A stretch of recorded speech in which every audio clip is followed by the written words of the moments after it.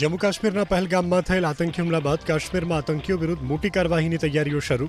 સૂત્રો પાસેથી મળતી માહિતી અનુસાર ઘાટીમાં રહેતા સ્થાનિક આતંકવાદીઓની યાદી તૈયાર કરવામાં આવી છે.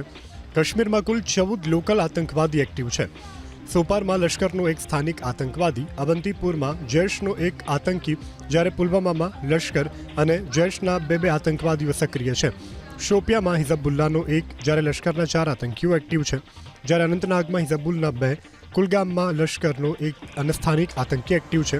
હુમલા બાદ સેનાને પોલીસ જોઈન્ટ ઓપરેશન કરી અનંતનાગ, કુલગામ, પુલવામા, શોપિયામાં સર્ચ ઓપરેશન હાથ ધર્યું છે.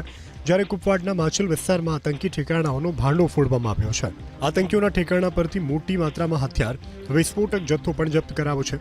સુરક્ષા એજન્સીઓને 5 AK-47 પિસ્તોલ, કારતૂસો જપ્ત કરી છે.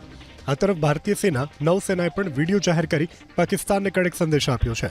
ભારતીય સેનાએ નવો વિડીયો જાહેર કરી પોસ્ટમાં લખ્યું, સદૈવ તૈયાર, સદૈવ સતર્ક. નૌસેનાએ સોશિયલ મીડિયામાં પોસ્ટ મૂકી લખ્યું કે પાકિસ્તાનને તમામ ચેરમેન પરાસ્ત કરવાની ભારતે તૈયારી કરી લીધી છે. હુમલા બાદ સરહદી વિસ્તારના લોકોને એલર્ટ કરી દેવામાં આવ્યા છે. વર્તમાન સ્થિતિને જોઈ અને સ્થાનિકોએ બંકરોની સફાઈ શરૂ કરી દીધી છે. બંકરોની સાફ સફાઈ કરી શકાય તેવી વ્યવસ્થા ઊભી કરવામાં આવી રહી છે. તો બીજી તરફ જમ્મુ કાશ્મીરમાં રેલવે કર્મચારીઓ માટે એડવાઇઝરી જાહેર કરવામાં આવી છે.